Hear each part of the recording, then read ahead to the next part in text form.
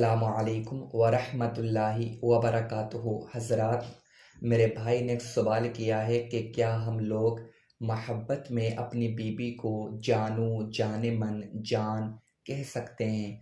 अगर कोई अपनी बीवी को मोहब्बत में जान जानू जाने मन कहता है तो वो गुनहगार तो नहीं होगा। तो मैं आपको इसका जवाब देता हूँ और मैं आपको समझाने की कोशिश करता हूँ। देखें, मेरी बात हमेशा याद रखना कि शौहर और बीवी का रिश्ता ये पाकीज़ा रिश्ता होता है, ये मोहब्बत का रिश्ता होता है, ये अनमोल रिश्ता होता है। हम शौहर और बीवी के रिश्ते की अहमियत को भूल चुके हैं, इसकी फ़जीलत को भूल चुके हैं।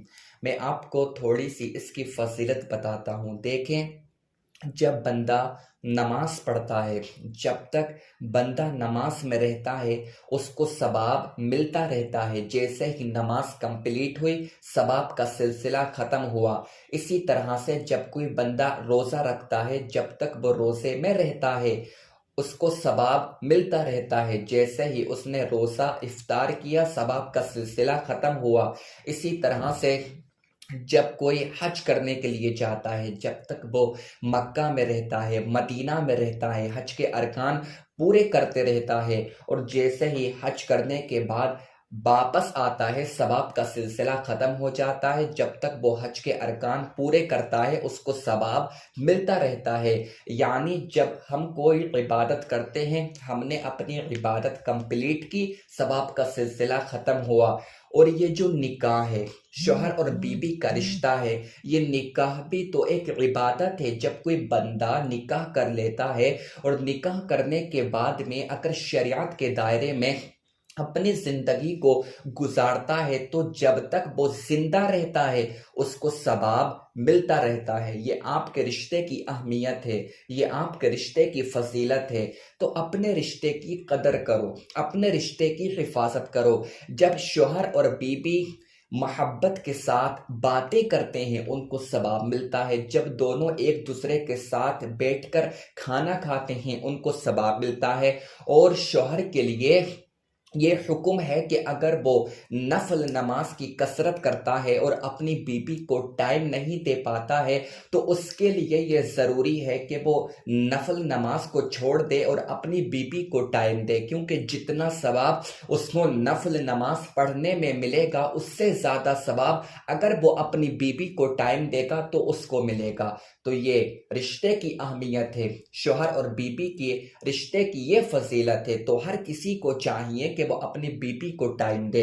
और जब शौहर और बीवी झगड़ते हैं, एक दूसरे से लड़ाई करते हैं, तो घर में रहमत की बारिश नहीं होती है, उस घर में रहमत के फरिश्ते नहीं आते हैं। और जब शौहर और बीवी एक दूसरे से झगड़ते हैं तो सबसे ज्यादा अगर कोई खुश होता है तो शैतान खुश होता है और अल्लाह ताला नाराज हो जाता है। तो हमें अपने रब को राजी करना है, शैतान को राजी करना नहीं है।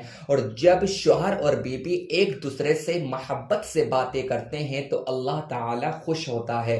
तो जब शौहर अपनी बीवी को मोहब्बत के साथ में पुकारेगा, उन नामों से पुकारेगा जिससे बीवी को सुकून मिलेगा, जिससे बीवी खुश हो जाएगी, तो ऐसे नामों से पुकारना जायज़ है। क्योंकि जाहिर सी बात है कि अगर आपकी बीवी आपसे नाराज़ है और अगर आप उसको जान कहकर, जानू कहकर या बेबी कहकर के पुकारोगे तो आपकी बीवी का गुस्सा दूर हो जाएगा, वो आपसे बात करना शुरू कर देगी।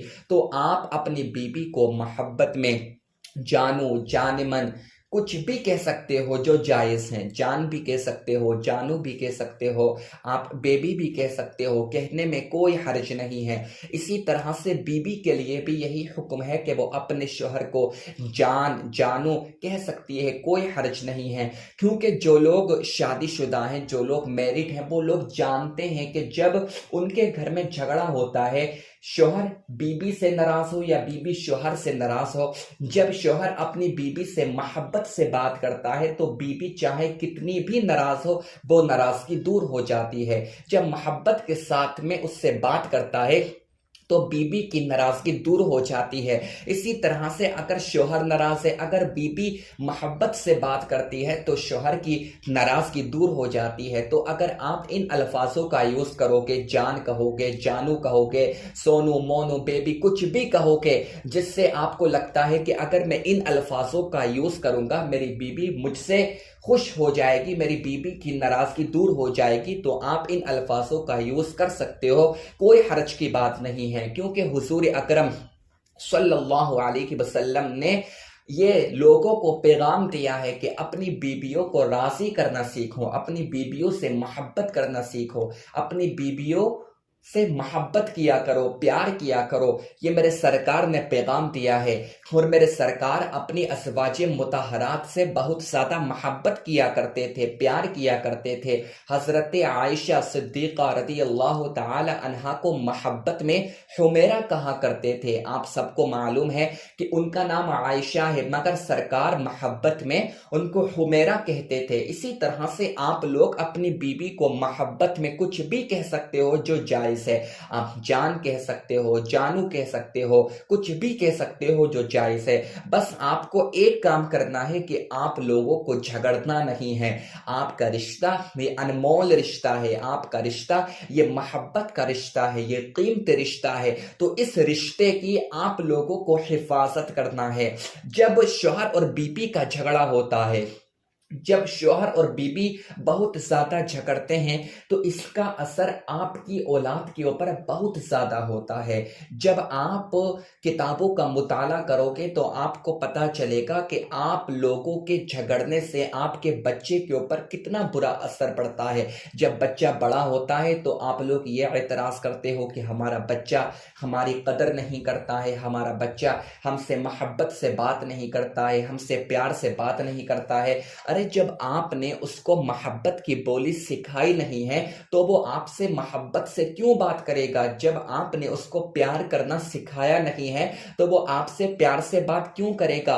तो अपने घर का माहौल इस तरह से बनाओ कि जब आपका बच्चा आपको देखे तो वो आपसे कुछ सीखे, आपसे उसको कुछ नसीहत हासिल हो, वो आपको देखकर बड़ा हो तो आपके नक्शे कदम पर चले। आप लोगों से मोहब्बत करते हो तो वो भी लोगों से मोहब्बत करे। और जब आप अपने घर में झगड़ा करोगे, अपनी बीबी को ताना दोगे, अपनी बीबी को गालियां बकोगे तो वो बड़ा होकर भी ऐसा ही करेगा जो आपने किया है।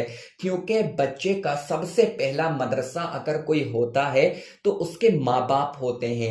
अगर वो अपने पहले मदरसे को ही गलत देखेगा तो उसके ऊपर बहुत बुरा असर पड़ेगा। तो ये आपको डिसाइड करना है कि हमें अपने बच्चों का फ्यूचर किस तरफ लेकर के जाना है। अगर ये चाहते हो कि हमारे बच्चे फ्यूचर में कामयाब हो जाएं, सक्सेसफुल हो जाएं, एक अच्छे इंसान बने बड़े होकर, तो आपको झगड़ना नहीं है, आपको एक दूसरे से मोहब्बत करना है। जब शौहर और बीबी एक दूसरे से मोहब्बत करेंगे, प्यार से बातें करेंगे तो इसका बहुत अच्छा असर आपके बेटे के ऊपर